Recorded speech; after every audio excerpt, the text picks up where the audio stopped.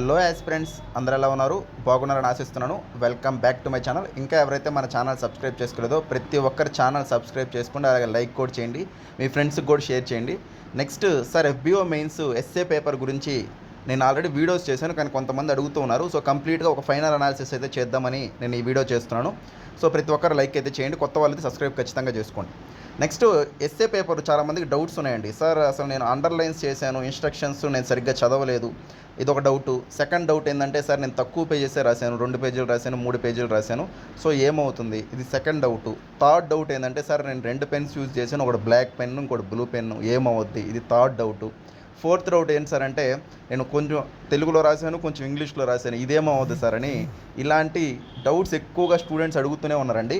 So నేను చెప్తున్నా చూడండి, నాకు తెలిసిన అనాలిసిస్ ఇదే జరగవచ్చని కాదు, బట్ మనం ప్రీవియస్ గ్రూప్ 1 పేపర్స్ చూసిన అవన్నీ చూసినా ఏపీఎస్సీ వాళ్ళు కొంచెం ఎలా చేస్తారు కరెక్షన్స్ ఒక ఐడియా ఉంది కాబట్టి నేను చెప్తున్నాను.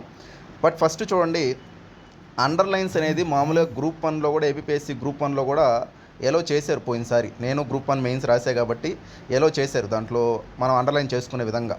కానీ దీంట్లో అయితే ఇన్స్ట్రక్షన్స్లో అండర్లైన్ చేయకూడదని ఉంది. కానీ ఏంటంటే, అక్కడ మనకి ఎగ్జామ్స్ జరిగిన పరిస్థితి చూసుకుంటే పేపర్ అనేది కొంచెం లేట్గా ఇవ్వడము, నెక్స్ట్ ఏంటంటే 2 ఇచ్చేసి కన్ఫ్యూజ్ చేయడము, దాంట్లో రాయాలి దీంట్లో రాయాలి అర్థం కాని పరిస్థితి, ఇలాంటివన్నీ ఎగ్జామ్ హాల్లో నెలకొన్నాయి. కాబట్టి అండర్లైన్స్కి అంత ఇంపాక్ట్ అయితే ఉండదని నేను అనుకుంటున్నాను, అంటే డిస్క్వాలిఫై చేసే పరిస్థితి అయితే ఉండదని అనుకుంటున్నాను. సో దానికైతే మీరు అండర్లైన్స్కి అంత భయపడాల్సిన అవసరం అయితే లేదు. ఇది ఫస్ట్ది. సెకండ్ది ఏంటి సార్ అంటే, నేను 2 పెన్స్ యూజ్ చేశానంటే ఇది చాలా కాంప్లికేటెడ్ ఇష్యూ అండి. ఎందుకంటే మామూలుగా గ్రూప్ 1లో కూడా మాకు ఒకటే పెన్ యూజ్ చేయమని చెప్పారు. సో 2 పెన్స్ అనేది చాలా సీరియస్ ఇష్యూ అనమాట అది. సో అది కొంతమంది ఏంటంటే హెడ్డింగ్స్కి నేను వాడాను సార్ అంటున్నారు. బట్ ఏంటంటే నెగిటివ్ మార్క్స్ ఏమన్నా ఇవ్వచ్చేమో, అంటే నెగిటివ్స్ కూడా ఇస్తారండి. అంటే ఇప్పుడు మీకు 15 వచ్చాయి, 20 వచ్చాయి, కొన్ని మార్క్స్ తీసేస్తారు, ఎందుకనంటే 2 పెన్స్ యూజ్ చేస్తారు కాబట్టి. సో అంతేగాని కంప్లీట్ డిస్క్వాలిఫై అనేది డౌట్లోనే ఉంది ప్రజెంటు. బట్ 2 పెన్స్ అనేది కొంచెం ఇష్యూ అనమాట. మూడోది, 2 లాంగ్వేజ్లో రాసిన స్టూడెంట్స్ ఉన్నారు. సో ఇదైతే మరీ కాంప్లికేటెడ్ ఇష్యూ అండి. ఎందుకంటే మనకి మీరే సెలెక్ట్ చేసుకోవాలి, అక్కడ బబుల్ కూడా చేయాలి, తెలుగు ఇంగ్లీష్ అని. మధ్యలో ఎక్కడైనా బ్రాకెట్లో తెలుగు పదాలు వాడిన అది వేరు, కానీ మీరు కంప్లీట్గా తెలుగు కంప్లీట్గా ఇంగ్లీష్ అలా కానీ వాడారంటే చాలా ఇష్యూ అయితే అవుతుందండి అది. సో దానికి కూడా కష్టమే అని నేను చెప్తాను అనమాట.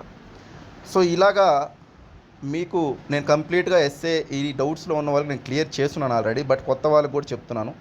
బట్ ఇప్పుడు సార్ ఏమవుతుంది ఏమనంటే, ఇంకా మనకి నేను చెప్పిన విధంగానే కంప్లీట్ డిస్క్వాలిఫై అయితే జరిగిన పరిస్థితులు ఉన్నాయి. పోయినసారి కంప్లీట్ డిస్క్వాలిఫై అంటే బబుల్ చేయడం కూడా, కొంతమంది ఏం చేశారంటే తెలుగు బబుల్ చేసి ఇంగ్లీష్లో రాస్తున్నారు, ఇంగ్లీష్ బబుల్ చేసి తెలుగులో రాస్తున్నారు. కొంతమంది అసలు బబులే చేయాలి, అంటే మీడియం బబుల్ చేయకపోతే అది డిస్క్వాలిఫై, ఎవరేం చేయలేరు దానికి. ఎందుకనంటే మీరు ఏ మీడియంలో రాస్తున్నారో ఫస్ట్ మీకు తెలియకపోతే ఇంకా ఎగ్జామినర్కి ఎట్లా తెలుస్తుంది చెప్పండి.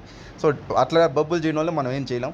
బబుల్ చేసి 2 కానీ రాసుంటే, ఎక్కువ కానీ రాసుంటే అది కూడా డిస్క్వాలిఫై అయ్యే అవకాశం ఉంది. ఎందుకు సార్ అంటే, మీడియం మీరు బబుల్ చేసినప్పుడు అక్కడక్కడ 1-2 పదాలు అయితే ఏం కాదు, కానీ కంప్లీట్గా లైన్స్ కానీ నేను తెలుగు రాసి ఇంగ్లీష్లో రాసా అంటే కష్టమే.